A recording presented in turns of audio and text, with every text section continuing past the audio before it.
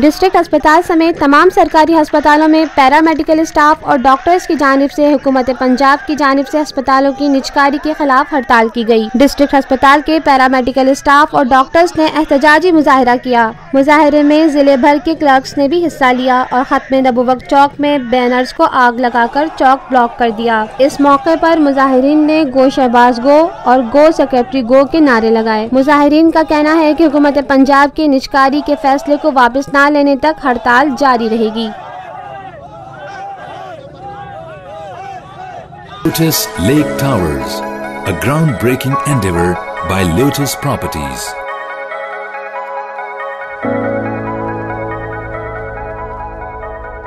पाकिस्तान में पहली मर्तबा हालात हाजरा के मुख्तसर मगर जामे प्रोग्राम्स, खबरों, तबसरों के अलावा दीगर समाजी, तिजारती, सकाफती, तफरीही, मालूमाती, मजहबी, तालीमी, सेहत और बच्चों के प्रोग्राम्स सिर्फ TNN TV पर।